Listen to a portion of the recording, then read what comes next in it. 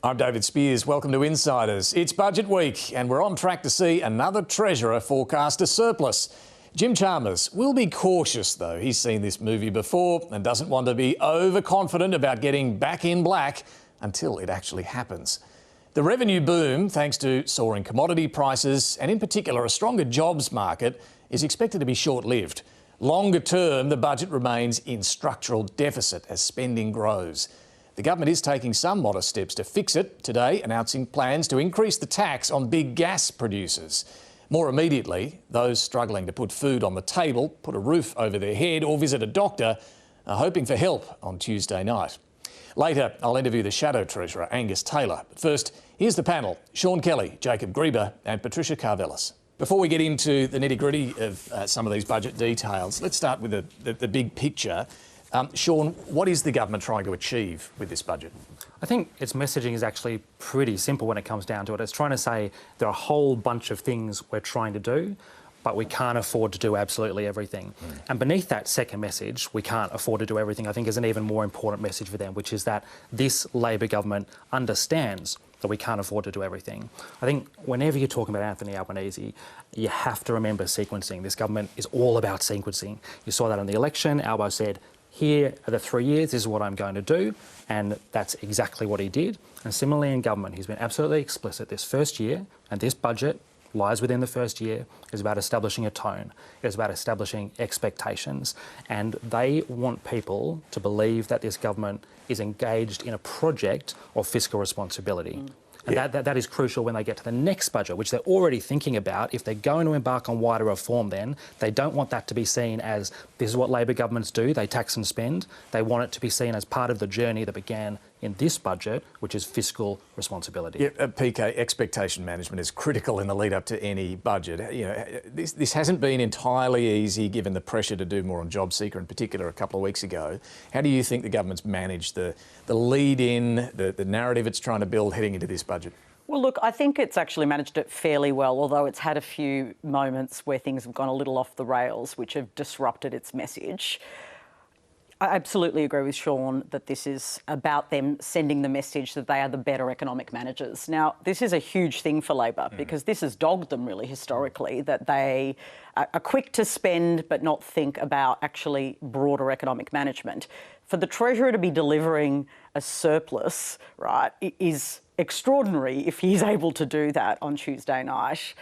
You know, he did work for Wayne Swan. Of course, Josh Frydenberg never delivered a surplus. So that is, I think, the strongest message about economic management. To be able to do that at the same time as dealing with, and I love that opener, the vulnerable Australians is key. When I say off the rails, I think that leak, which my understanding this week was not authorised, that the over 55s would see a lift. The Seven Networks Mark Riley report that it would be over 55s who get the JobSeeker boost. Now, the truth is the over 55s will get a higher boost, but I understand, and I've had it verified from a few different sources, that there will be an across-the-board increase in JobSeeker in the budget.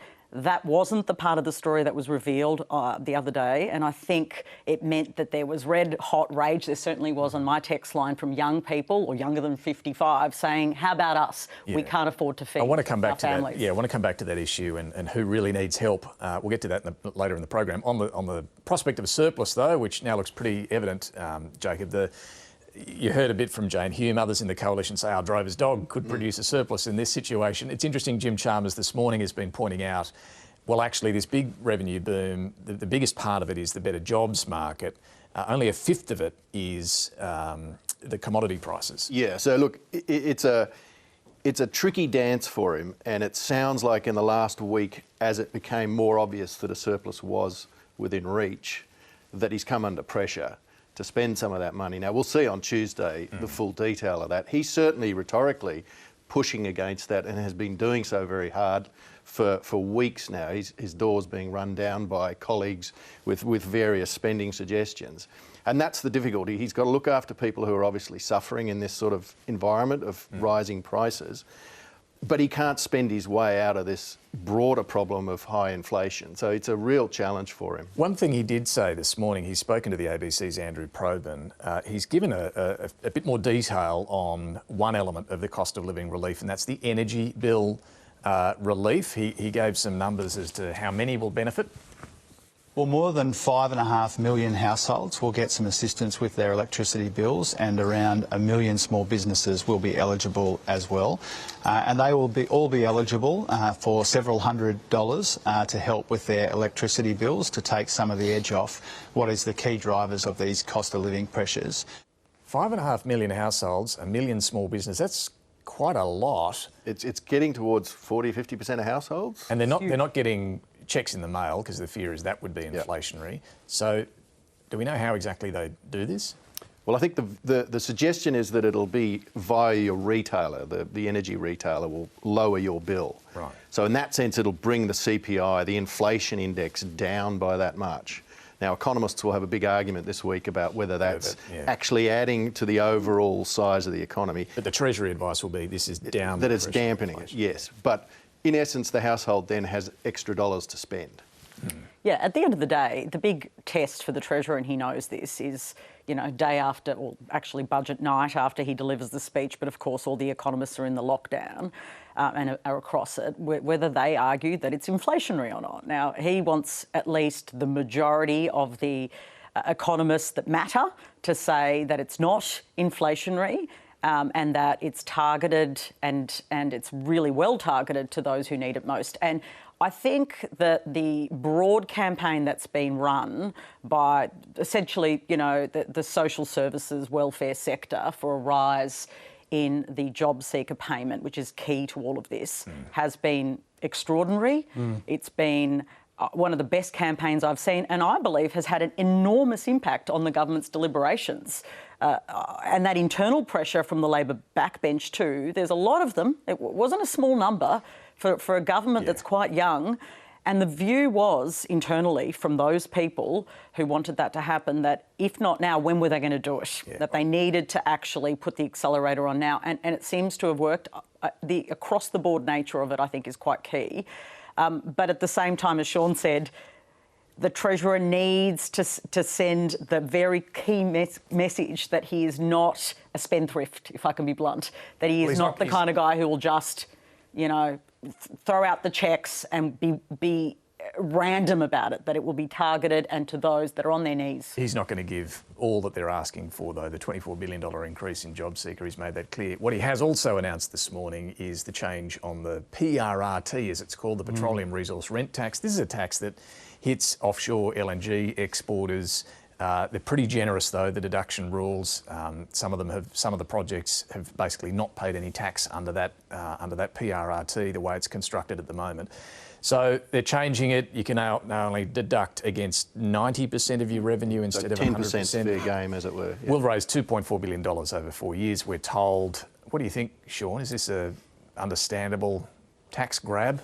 Oh, I think it's pretty understandable and it's pretty easy to sell. This review process was actually started under the previous government with the Callaghan review in 2017. The Morrison government didn't actually follow through on a large number of those recommendations, so the government's picking up some of those as well as extra Treasury recommendations. And the truth is these oil and gas companies, which are making huge profits, many of them were never going to end up paying this tax in its previous incarnation. So I think pretty much the government had to act. We know it needs more money. It has to grab tax in some formats. In this budget, this was the easiest way to do it. Yeah, look, the gas companies are absolutely, their profits are sky high at the moment. That won't always be the case. Upon which they pay tax, actually. Yeah, they do pay company tax on that, we need to point out, but they're not going to necessarily have those sky high profits forever. What sort of capacity do you think they have, Jacob, to pay this additional tax that's being talked about? When you talk to them and push them, and you say to them, look, there's a bunch of stuff that the government can hit you with, this is probably one of the ones they can live with more than others. The issue is that this is coming on top of a whole range of measures, court cases, regulatory changes, gas price caps on the industry. And the thing the government's going to have to watch is that it doesn't kill this particular golden goose. Now, it's not going to happen overnight, but there are serious questions about longer-term investment in the industry. And just the other little interesting political element that is built into this package is the fact that there's a 7-year delay on when these changes kick in. And that's pretty significant in WA because that's where the action is on this. And there's political sensitivity in WA from the Labor government which knows that entire Just economy... explain that to me, the 7-year delay, because I thought this extra revenue is meant to come from July. An existing LNG project that's pumping gas starts on July 1. Okay. But for the ones that are in the works, big ones like Scarborough, Browse, the first 7 years they'll be exempted from that 10% element. So, and that's interesting because I understand Mark McGowan, the Labor, very popular Labor Premier in the West, is okay or on board with what Jim Chalmers is doing here, and that's pretty. I think that's what that's about. I think a lot of this is Jim Chalmers has been in daily meetings. My understanding is over the last week, really just nutting out the final, manifestation of what's happened here. This is the least worst option that they could get. They also need certainty. This has been looming over them. So they do need a final decision that they know they can plan around. And so, yeah, there's going to be pressure, and you're about to speak to him on the coalition on this too, because as Sean rightly points out, it started under them. I know COVID disrupted that. A lot of the, internal departmental staff were kind of deployed to COVID, didn't continue a lot of this work. But politically, it's a real no-brainer. I mean, absolutely. Politically, I understand the points you're making about the Golden Goose and so forth. And look, it'll be really is. interesting to see how the coalition actually handles this, because my suspicion is the gas industry is lobbying them very heavily to do a deal with Labor and get this done, because the alternative is you hand it over to Adam Bandt, who will not be happy with 2.4 billion. David Pocock's also said the same thing. Funny you say that. Time to talk now to the Shadow Treasurer, Angus Taylor, and to take us there, here was the Treasurer this morning telling Andrew Probyn the coalition should support this tax change for offshore gas. My message to the Greens in the Senate is if they vote against this, they're voting for lower taxes from these projects. And my message to the coalition is that every time they vacate the field on important, modest, responsible but meaningful changes like what I'm proposing today, they deal the Greens in, and that's not something the industry wants. Angus Taylor, welcome to the program. Thanks for having me, David. So the coalition did begin this review of the petroleum resource rent tax. Do you support the change the government's landed on here? We've only just seen it, David, so it's very hard to comment without seeing the detail. Look, these are complex taxes. Last time Labor brought one in was under Wayne Swan. Jim Chalmers was in that office. It was a complete dog's breakfast. Didn't collect any real money, and it was a complete failure. So they're very complex. The devil's in the detail. I'm not going to comment until we've seen the detail, David. But, more broadly, we want to see a budget that is going to put downward pressure on inflation. And the real test for everything that the government's doing now is it putting downward pressure on inflation? If you want to get prices down, typically you don't tax it more. So that's going to be the test we'll apply, and we'll see when we get more of the detail. And I'll come to that inflation challenge, but just sticking with the gas industry, has anyone in the industry been talking to you and saying, we'd rather you deal with the government instead of them running off to deal with the Greens? I talk with the energy companies all the time, but they're all shrouded in secrecy. They haven't been able to give us any detail because the government runs these processes now with non-disclosure agreements, so it's impossible to have a detailed discussion under those circumstances. But are they giving you that sort of message, though, in principle, that they'd rather you work with the government on this? I think the gas companies all have their own positions. I'm not going to comment on where they all sit. That's up to them, David. But what I will say is, we need a budget now that takes pressure off inflation. We've got to fight inflation. We've got the worst inflation, core inflation in the G7. It's above the US, it's above the UK, Canada, Europe, and it's not coming out of Russia. This is not Vladimir Putin's inflation, this is Labor's inflation. OK, I will come to that, as I say, but just one more on this gas tax that's been announced today, or the PRRT. It's notable that the coalition was very quick to oppose the superannuation tax change. On this one, from what you're saying this morning, you're at least open to looking at this proposed change. Well, we haven't seen it. I mean, and these are as complex as you get, resource rent taxes, which is partly why Labor botched it last time, and Jim Chalmers was there. So will they botch it again this time? I don't know. I haven't seen the detail, David. Do they pay enough tax? Their earnings are up like 3 times what they were a couple of years ago, $91 billion in earnings. Are they paying enough tax? But they're paying a lot of tax at the moment. But put that aside, David, I've got a proposal that apparently we're going to see in the not-too-distant future. That's what we've got in front of us. And our fight right now is with the inflation, which is rampaging through our economy right now. Just on another tax, do you support the increase in the tobacco excise that the government announced during the week? Again, we've only just seen that, and we'll work our way through it. But look, as I say again, David, you know, when you're trying to fight inflation, when you want to get price of something down, hitting it with a tax is not the obvious answer. So, you know, what we want to see is a budget that's fighting inflation, because that will be a budget for all Australians, not just a budget for a few or hitting supporting the friends of Labor and hurting others. This has to be a budget for every Australian. Inflation is hitting everyone and everything, and that's why fighting inflation has to be the top priority. Let's look at the spending side of the budget. We know the Coalition thinks the government should be spending more on defence over the next 4 years and should be spending more expanding access to the age pension as well. Are there any other areas you think we should be spending more? We've said that the defence budget should be within the envelope that's already been established, and that money should be used well. The way I thought Andrew Hastie was saying spend more. Well, let's be clear. The way to spend more is to have a strengthening economy, because it's set as a percent of GDP. So what we need, David, is we need an inflation-fighting budget that leaves us with a strong, fast-growing economy, and that puts us in a position where areas like defence can get the funding that it needs, and that's got to be the priority for this budget. What about the increased spending on aged care pay, the $14 billion that's been announced to boost the pay of aged care workers? Do you support that? Yeah, that was a decision by the Fair Work Commission. It was a decision by the Fair Work Commission. We've always said those independent decisions should be left independent, and we'll honour that. But what I would say is that Labor, in your line of questioning, will go, you know, from one group to another group to another group. Everyone is being hurt by inflation. The whole lot of us. Every product across the board is being hit by inflation. And so if you want to help all Australians, all vulnerable Australians, not just the ones you can identify and the ones you're picking out, if you want to help all vulnerable Australians, you've got to get that inflation under control. OK, but we need to talk about you know, the various ways you do that. So the aged care pay rise, Coalition never said the government should fund it. Are you now saying you're OK with the government funding this? Not, what I'm saying is we respect the decisions of the Fair Work Commission. No, but for the government to pay for that. We'll work through, look, we're going to work through each of the spending decisions that come out in this budget in the context of the budget. The critical point here is inflation is impacted by the overall budget, not just any individual initiative. So we've got to look at this overall budget when we receive it, and it needs to be a budget that's going to fight inflation, that's going to take that pressure off all Australians. It is a big tax on everyone.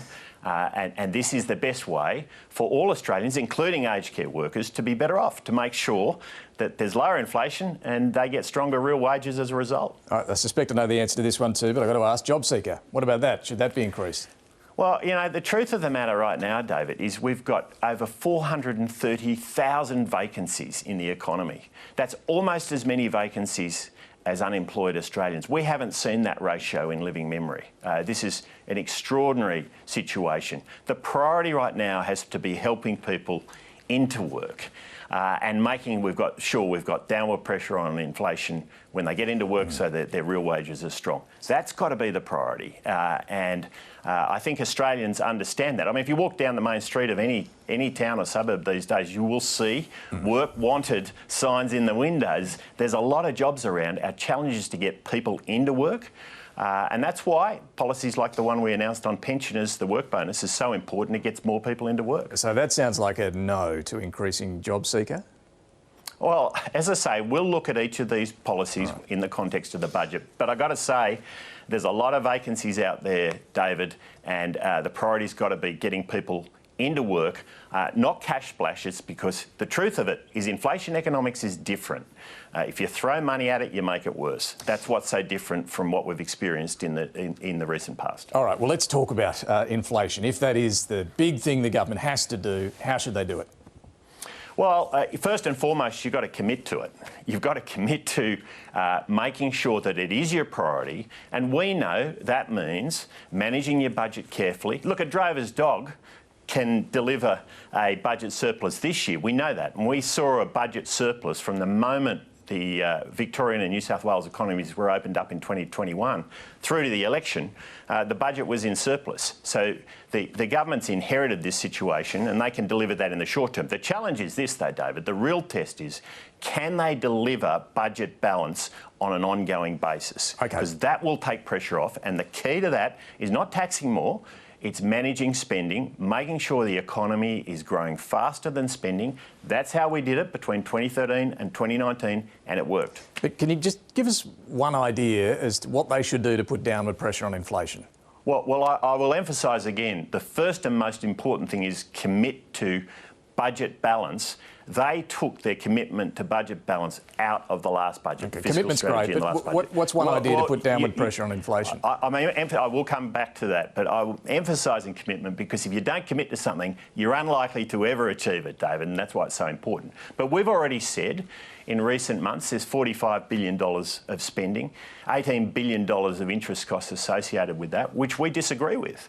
But none of that's causing inflation now, right? You're talking about things that are still being legislated and set up, these off-budget funds. What right now is going to put downward pressure on inflation? Big spending governments are inflationary, not just spending now but into the future. That's how it works. And we saw in the last budget Labor adding $115 billion of spending over the estimates over those 4 years versus the March budget. The October budget added $115 billion of spending. There's another $45 billion of spending, which we've opposed because right now that's not what we need. $18 billion of interest costs associated with that, David, and that's inflationary. So these are things the government can do. They are showing no signs of it. We hope for the best, of course, and we'll plan for the worst, and we'll see what comes out of the budget. Okay, so the Coalition couldn't produce a surplus in 9 years, but you're saying there should be surpluses in every year of the next 4 years for Labor. Well, they inherited a budget between when the economies in New South Wales and Victoria opened up in late 2021 through to May that was in surplus. That's what they inherited. Right? So the real issue is, are they going to capitalise on that and deliver into the future? We did have budget balance in 2019.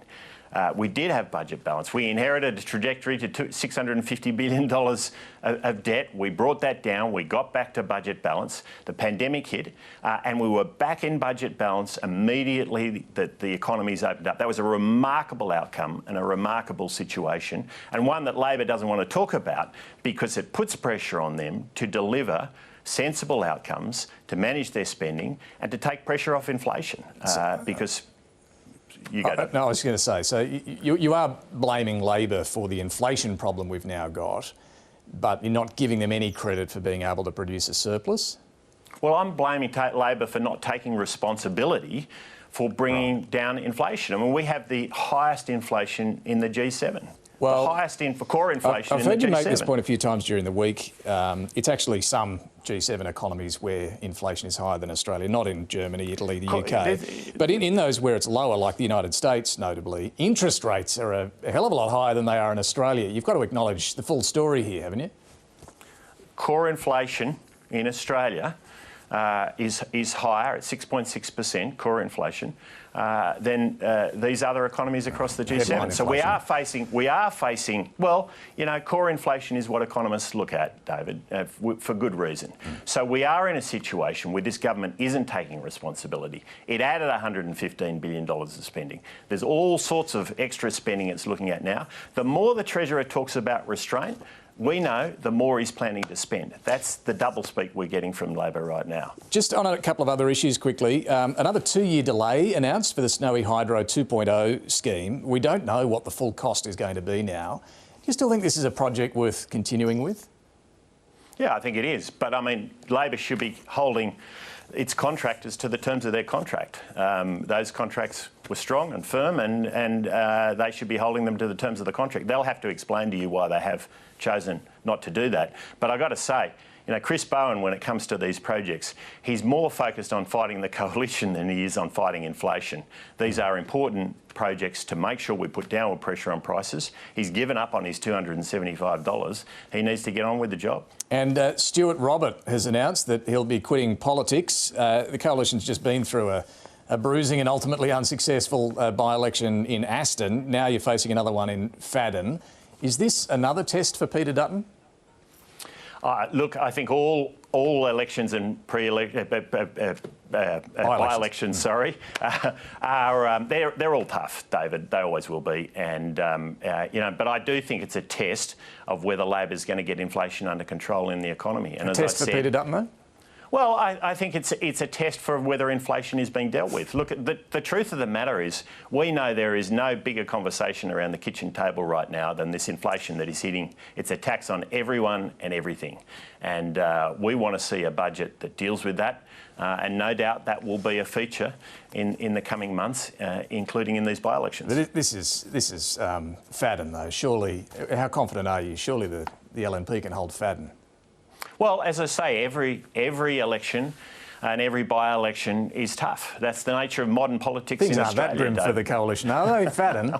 Well, they're always tough. But look, the point I would make is the real test right now is this inflation test. You know, I was out in Sutherland, I was down in Adelaide, elsewhere, all around Australia over the last week or two. And there is no conversation that even comes close to this one. In households, in businesses, this is a big tax that's rampaging through our economy, hitting everyone and everything. I think we got the point on inflation. So you should get a swing to the coalition then, surely, if that's the case. Well, you've got Anthony Green who's going to give you your commentary, David. I'll focus on the issues, and I think I've been pretty clear about those issues. Angus Taylor, you have indeed. Thank you very much for joining us. Good on you. Thank you, David. All right, let's get back to our panel. We're joined once again by Sean Kelly, Patricia Karvelas and Jacob Greber. Look, just on Stuart Robert, let's talk about that. So yesterday he's announced that he will be leaving in coming weeks. We don't know when the by-election will be. That date will have to be set. Why is he going now, PK?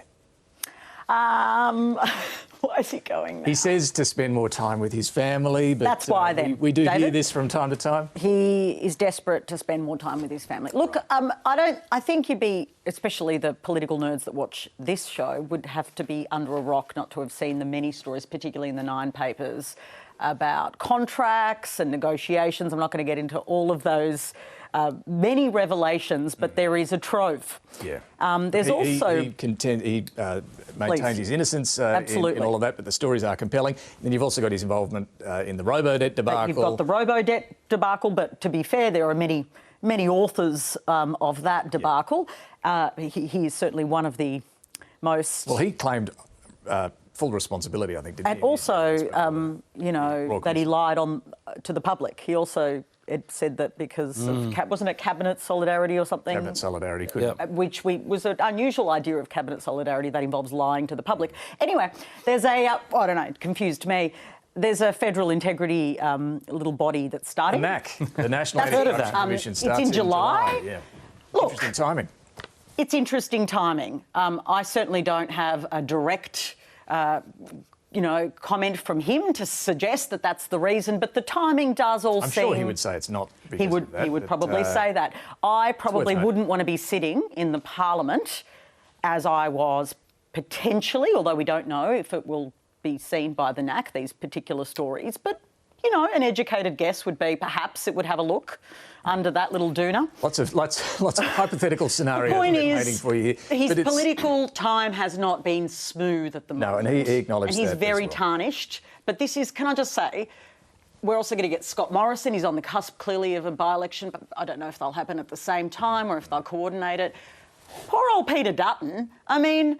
Do these guys not coordinate anything? They're just going to boom, boom, by-election, by-election, by-election. It's not very nice. Right? I mean, ideally, clearly that Aston by-election was a shocker for them, but ideally you'd have all of them done on a Super Saturday and not drag it out like this, is your point, right? Having this drip, drip, drip. How this times in with the referendum later in the year as well, I'm not too sure. But anyway, it's a seat they should hold. It was my point with Angus. 10%, right? It's, we're talking about Queensland, we're talking about the Gold Coast. This is a seat they should hold. Peter Dutton did make it very clear yesterday, I thought was interesting, and in the context of where things went wrong in Aston, that he really wants a local picked for this seat. We'll pre-select somebody who is a local. We'll pre-select somebody who understands that part of the Gold Coast, and we should be in that seat, frankly, pre-selecting somebody who can be a future cabinet minister or leader of our party. Former Senator Amanda Stoker's being mentioned. She's not a local. It's worth noting she lives in Brisbane, not on the Gold Coast. Sean, how do you see this one shaping up? Look, I think Peter Dutton's statement there is a bit of post facto inoculation against the Aston result as well. You know, he can say that it's because there wasn't a local candidate, but I think Peter Dutton and the state of the Liberal Party and ongoing anger at the Morrison government are pretty big factors as well. Look, I was at the Melbourne Writers' Festival yesterday, and somebody from the audience said, you know, you're going to have this by-election, you're going to have the Cook by-election. How much are they going to be governed by ongoing anger at the Morrison government? And I think that's a really interesting idea, that it's not just about the blokes there at the moment, though of course it isn't, they were part of the Morrison government. It is about simmering anger at the previous government. And what I think is interesting about the results in these two seats is I think they will give us some signal as to how much that is still a factor, because I think the Albanese government is banking on that. And it's interesting, I mean, you know, Angus Taylor making it clear the sort of argument that we'll see coming out of the budget and leading up to this Fadden by-election will be all about inflation, cost of living going up, blaming the Albanese government for that. Didn't work well in Aston, but maybe things do turn a bit as time goes on post-budget. Oh, and look, the Gold Coast's very different to the Melbourne sort of electorate, you'd have to say. And I think whatever the reasons are for him leaving, the key thing here for Dutton and the party more broadly is to put someone there who, as Dutton said, is future cabinet material. And I think, you know, you can make your judgment on the outgoing MP, but, you know, probably didn't rise to the sort of level people might have expected. So they need more performers, they need more talent, and this is an opportunity to get someone in. You're very diplomatic. Yeah, you're right though about this post kind of mortem kind of version of trying to put in a local. I do think the local element was an element of the Aston loss. It is column A, column B, column C, column, you know, right? It was definitely part of it. And I do think that is key, but there's going to have to be a few more. Like, you need massive talent. But yeah, if they lost that seat, really, I mean, it's all over Red Rover, isn't it? Yeah. Let's How come do you back. survive that? Let's come back to what's happening this week. The budget. We mentioned JobSeeker earlier, and the speculation earlier in the week after the Mark Riley report about only over 55s getting extra support. The reason that was interesting is because it did really fire up younger demographics. I want to show you this too, because there's been this sort of well-established narrative that over 55 women are the biggest cohort of homeless in Australia. Yes, they were the fastest growing cohort, but take a look at this from the latest census data from the Bureau of Stats. The biggest cohort of homeless people in Australia, and yes, there are different types of homelessness, this is an overall snapshot, it's those younger adults and children in particular. Look at the bracket there between 20 and 30, so in your 20s. That's the highest proportion of homeless people in Australia. I just think that's really interesting to note and explains partly why, Sean, a lot of young people were pretty upset that the government would just be helping those over 55. Yeah, well, I mean, firstly, you mentioned children, and it is worth saying that of people on JobSeeker and related payments and affected by them, 1.3 million adults, 800,000 children. The second really important thing to say is that whether you're young or old, if you are on JobSeeker, you are living in poverty. So if JobSeeker isn't increased across the board, then that is a government decision to leave those people, whatever age they are, living in poverty. Now, like others, I have heard that it's quite possible there will be a bit more in the budget than currently is expected. I think one of the really interesting features of this debate, you know, Patricia mentioned before the very strong campaign run by the community sector. I think the government has been a bit taken aback by just how much heat has been around this issue, just how much media attention has been around this issue. And I think this debate has been much more nuanced than we've ever seen it before. You know, 10 years ago, even 5 years ago, debates around welfare were about dole bludgers and drug testing for people who are too lazy to get jobs, you know, pernicious narratives. And now we're hearing about low rates of JobSeeker as a barrier to getting into the workforce. And I just want to say there was some really, really interesting discussion of polling and focus grouping by the Redbridge Group, and Rachel Withers at The Monthly has written quite a bit about this, suggesting that actually levels of empathy have increased significantly since the pandemic. People used to punch down when there was a question of how to pay for debt and whatnot, and where the government should get money from. Now they're punching up. Actually, they want to look after everyone. They want to look after the most vulnerable. And I think that does explain some of the heat we've seen around this. Yeah, that's interesting. The other element to look for on budget night is going to be what further rent assistance, what more is being done on social and affordable housing. I mean, there's still this raging debate about the government's housing affordability future fund that the Greens still aren't backing, although the Jackie Lambie network this week got on board. Yeah, they got a deal on that. And the state housing ministers have been talking too, haven't they, about giving renters more rights when it comes to how often and how big rent increases can be. There's a lot of focus on all of this. Is there any expectation what we might see? Look, I'm not certain, but certainly, you know, I know that it's been discussed a lot and they know how serious it is. That deal with the Jackie Lambie party, which created a sort of floor, not a ceiling, but a floor for how many homes are built in all the states and territories, I think this week was quite key. Yeah. I do think the Greens have been really, really effective in pushing the government in terms of the politics. There's no doubt about it. Young people's anger. I mean, just look at rental prices. It doesn't take a genius to figure out that, like, most people would struggle to actually pay those rents. But now you've got all the states and territories and the Jackie Lambie network, and even, you know, Pocock saying he doesn't think it's the best, but, you know, you need to get it through, putting pressure on the Greens to say, get this through. And I do think there's going to be movement there. Housing, though, is, if I was to go anywhere, if I was Peter Dutton on Thursday night, I don't know if we're going to go there, but on Thursday night when he delivers his budget and reply, I'd be going housing. I think that's right, and I think he's kind of, some of his commentary signals that's where he might be going. We'll see. Have to go housing. It's the biggest thing. And I just want to mention that I've noticed this thing over the last week where we talk about cost of living.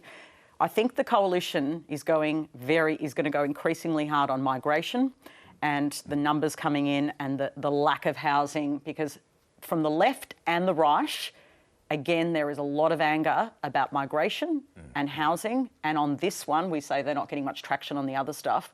I think they are getting traction. On aged care, I reckon this will end up being one of the biggest spending items in the budget. This is the $14 billion, I think it's 11.3 in net terms, that's going to see the 15% pay rise delivered to aged care workers that the Fair Work Commission decided on. The Minister, Annika Wells, explained the funding that's involved here. We are providing $11.3 billion to make sure that all on-costs are covered as well. I think what the Aged Care Royal Commission asked us to do is to look at the sustainability of the system. We are having a good look at that, but ultimately this is a huge, more than $14 billion all up investment in aged care to lift the quality of care in this country. And this won't be the end of it either, because the Fair Work Commission still has to make a decision any time now on the aged care ancillary workers. That's the gardeners, cleaners, kitchen assistants, of which Annika Wells used to be one herself. So that funding will have to be on top of that. It was interesting, Jacob, Angus Taylor, I mean, the Coalition never said before the election that they would fund whatever the Fair Work Commission decided, but it does sound like they're not making an issue of this now. They're happy to wave that through? Well, I mean, the politics on this is yet again that demographic curve that we've had since World War II now being felt at this far end on the aged care side. So it's politically very hard for both sides. Well, it's clear these workers are underpaid, and it's clear they're desperate to attract workers. They have a big shortage of workers. Yeah, and so that's why the government's got this other program to really encourage more people to come into the country, to take some of that pressure off, that massive vacancy level that Angus Taylor talked about. That's very real. Business really feels that, and there's not many places they can go to sort of relieve that pressure. So the government's trying to balance both of those things, and as Patricia says, you got backlash from the right, the far right, and the far left who want to close borders. Limit borders. Yeah, or limit borders, and then you end up with a real wage inflation issue, you know. But in terms of paying for this salary increase, is this going to be the norm now, that any pay rises for aged care workers and presumably childcare workers, will be looking at this very closely as well, has to come from the public purse? I think so. And look, there's a political angle here, which is that Anthony Albanese's big thing during the election campaign was wages. You know, if there was one thing that people knew about him, it was that. So he's following through with that. And then, you know, you mentioned shortages. In Australia now, we have shortages across the life cycle, right? Childcare workers, GPs, teachers in schools, and then aged care workers. So wherever you are in your life, in terms of people in essential services looking after you, there aren't enough of them. And that is a massive problem, and they are going to have to be paid more, and it is going to have to be a government responsibility. Just want to note too, the interest rate rise during the week, it did take a lot of people by surprise, the further increase of 0.25%. Philip Lowe, the Reserve Bank Governor, made a comment I thought was interesting, where he talked about this gradual approach he's taking. Yes, we could try and bring down inflation a lot quicker, but here's what that would take. We could try and get inflation back down more quickly, but how would we do that? We do that with even higher interest rates, more family stress and a loss of jobs. And the judgment that we've made is that the benefit of getting inflation rate down 6 months or a year earlier isn't worth the loss of hundreds of thousands of jobs. Yeah, this gradual path, or the narrow path, how's it looking? I mean, you couldn't get a bigger admission from the Reserve Bank that rates are still too low than that. They are. It's really interesting during the week. They're pointing out that the wages thing is starting to become an issue, because a lot of the wage increases haven't been connected to productivity gains. So that is pure inflationary. It's relief for the people who get those wage increases, but you're adding more fuel to that fire. And that's a difficult conversation for anyone to actually have publicly, because you're sort of suggesting you want your wage increase, to hell with the rest of you. But if everyone has that attitude, the whole situation gets worse and rates go up. That's the unavoidable. And it wasn't just the Greens screaming about it this week. You had Labor premiers, particularly Dan Andrews and Chris Minns from the two big states, really attacking the Reserve Bank. It's easy for them, isn't it? Right. They're just premiers. Like, why does it matter? They get the political dividend of speaking tough on the Reserve There's nothing Bank. than a cheaper shot. Nothing cheaper than a shot on the central bank governor. They never seemed to criticise when rates were held too low for too long, did they? But, anyway. Oh, the people on fixed incomes and bonds. They were very angry. The Labor and I think premiers. just one real quick point. The Reserve Bank on Friday challenged very strongly the notion that wages are being driven by profits. They did make that very clear. They went through arguments that. So the resources sector has grown. Profits have grown, but through the rest of the economy, business profits have grown at the same rate as wages. Finally, the Prime Minister, pre-budget week, he wasn't here. He was most of the week in London for, a few things. He visited where the subs are going to be built. He met with Rishi Sunak. They announced a start date for the free trade deal. But of course, the main event was last night's coronation of King Charles III. Anthony Albanese making it clear in several interviews that he's still very much a Republican, but he is respecting the system that Australians have voted for, and even agreed, of course, to pledge allegiance to the King. I think there is something to be said for making sure that you do follow protocols. As I said, it doesn't shy away from the fact that I want to see an Australian as Australia's head of state. I am a lifelong Republican. I voted yes way back in the last century when that was held. And I haven't changed my position on that. But we have to respect the institutions which are there, which Australians have put in place. We have to respect these institutions. If you listened on the ABC coverage last night to Stan Grant, he made the point this institution, the Crown, is a symbol of invasion and war for many Indigenous Australians. Do you think the Prime Minister, Sean, handled this whole issue well during the week? Okay, I don't think he's going to cop a lot of flack. I think he was in a bit of a no-win situation. I think one of the things that's important to understand about Anthony Albanese is that he's a process person, he's a rules person. He came up through the ALP, through the organisational wing of the ALP, and he was leader of the House. He's quite happy to change rules, he's quite happy to change parliamentary rules, he's quite happy to change institutions like The Voice, like the Republic, but while those institutions and rules are there, his tendency is to stick to them. I think with so much debate about the Indigenous voice and this reckoning with our past and forging a new reconciled future and so on this year leading up to the referendum, it was jarring for many to watch all of that happening last night, this reminder of those ancient traditions and so on. I have a suspicion that when they go, Prime Ministers, and they're in there in the Abbey, there's like mesmerised by the sort of pomp and ceremony, and something happens to them. They change a little. He's clearly a Republican. He's got bigger fish to fry. He's got to get his referendum through, and I say his because he's really invested a lot politically in this. That means every time you talk about Republic, it actually muddies everything. That's later procedurally if they get there.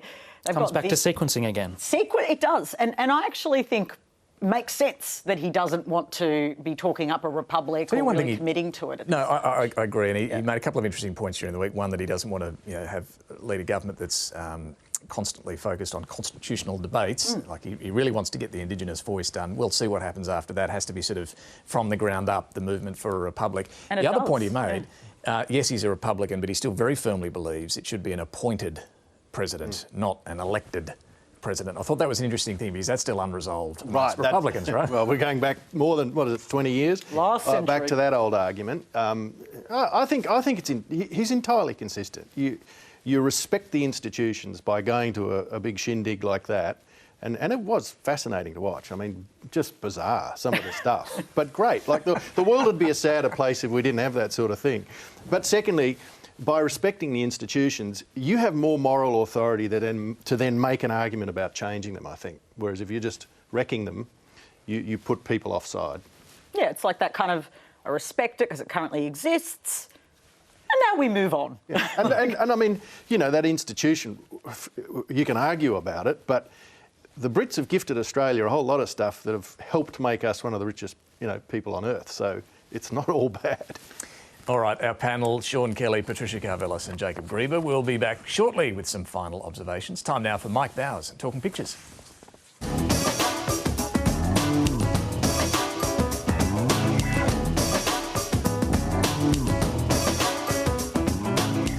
I'm Mike Bowers and I'm photographer at large for Guardian Australia. I'm talking pictures this morning with political reporter for Community Radio and National Radio News, Amanda Kopp, and a very warm welcome. Warm welcome, but it's not very warm here, is it, Mike? No, but it does feel budgety because the last budget was October that the government brought down and the budgetary didn't know what to do, but it's looking very budgety. It's looking beautiful. Red tree, red glasses, almost red coat. Amanda, these days we're learning to expect the unexpected, but the Reserve Bank's rate rise still took people by surprise, I think. And Matt Golding has got raised the rate where they're referring to JobKeeper. Yeah, it looks like here ACOS, the backbenchers, crossbenchers even, they were probably lobbying the wrong person. Yeah. You should have been talking to Phil Lowe. Well, he's in charge of House Unkeeper, I think. I think that's right. Vaping.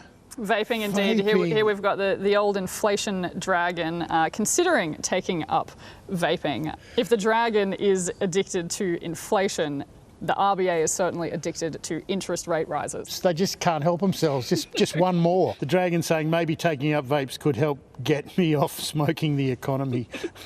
Couldn't be any worse, says the little kicker. Don't do vapes, kids. Don't do vapes, kids. I absolutely love this, David Rowe.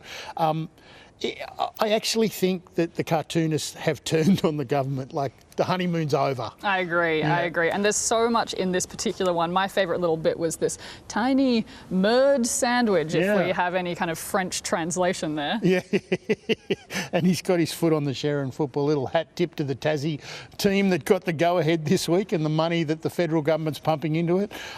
Sorry to interrupt, guys. I wore the blue to Kyle's. How do you feel about the red for the coronation? See, this is the interesting thing at the moment. We're so focused on the budget in this building, and where's the PM? He's doing coronation while the Jim Chalmers is doing fiscal consolidation. I did love this, Matt Golding. The duality of what's been said and what's being done. I will swear allegiance to the monarchy, but I support the republic. I will swear allegiance to the rich, but I support the poor. Yeah, with the stage 3 tax cuts. Yeah, it's a classic politician move here, full of contradictions. This, John Kadelka, I did love the No One Left Behind band as it's walking along the street. Da da da da. Who's that then? They're saying as the homeless person, I can't pay the rent. And here we have Albo at the front saying, nobody. And my favourite detail of this one, the little submarine at the front. Stealing money from everything else. Yeah, the coronation carry-on, Kathy Wilcox has picked up on the Stone of Destiny. Here it is, the real thing. Yeah. But then also we've got the Duchy original oatcake of entitlement. The plush velvet cushion of inherited privilege. And finally, the lukewarm quiche of colonial anachronism. I genuinely feel like the Stone of Destiny makes me feel like we're living in a fantasy novel. It is literally a stone. It's got 2 rusty old handles on it. I did love this David Pope. He's got Anthony Albanese as Paddington Bear here, and he's having tea with King Charles. Yes, here we have Charles saying, why I too grew up in public housing. But one does one's best to express empathy with the struggling common folk. I mean, look, at least they're going to have something to talk about, right? You know, both grew up in public housing. Yeah, that's right. Johannes Leek seems to think there's a true king of the cross. He's got Charles saying, and have you seen the true cross of the king? Yeah, and here we have Albo saying, no, but I've met the true king of the cross. I tell you what, that is not something I had on my 2023 bingo card, was Albo at Kyle Sanderland's wedding. With John Ibrahim. With John Ibrahim, the notorious underworld figure. Thanks very much, Amanda. Good luck during Budget Week. Thank you. Back to you, Spearsy. Thank you, Amanda. Thank you, Mike. Let's get some final observations. Jacob. Look, one of the government's biggest achievements this year has been to get its safeguard mechanism through Parliament. So it was strange that the Climate Change and Energy Minister dumped more than 200 pages of regs and explanations late on a Friday night. I thought you'd be proud of that, you'd talk it up, but that was an unusual look. Now, they might have been busy with the budget, but the old Friday afternoon rubbish run is always the immediate suspicion. Glad someone's watching it. PK. The Victorian Liberal Party continues to amaze with its spectacular decline. Like, remember the Collins Street beauty? It's gone. Look, there's going to be another party room meeting in Victoria where this Moira Deeming will now address them and to fight an expulsion to permanently remove her from the party room. On Friday, I interviewed Peter Dutton on Radio National Breakfast where he said that the federal intervention is possible into the Victorian Liberal Party. In the state it's in, they are absolutely unelectable. So watch this space. They're going to have to take enormous action to get these dudes into any shape that even looks like something that could win an election and be a credible alternative. Yeah, he certainly didn't shy away from that view himself. Sean? Well, I just wanted to add to that actually and say Tony Barry is becoming a huge star on social media these days. I think we might be partly to blame for his... He described the Liberal Party this week as the Columbia Space Shuttle bumping into the Hindenburg and then crashing on the decks of the Titanic. And, you know, I think at the moment he's probably right. Another hat tip there to Tony Barry. Wonderful turn of phrase. Thank you all very much for joining us this morning. Appreciate that. Finally, when Christopher Pyne left Parliament, we worried how we'd close the show each week. Fortunately, he and Richard Marles continue to deliver for us. We'll leave you with that. Thanks for watching. It's really trying to say that in retasking the Defence Force, and there's now...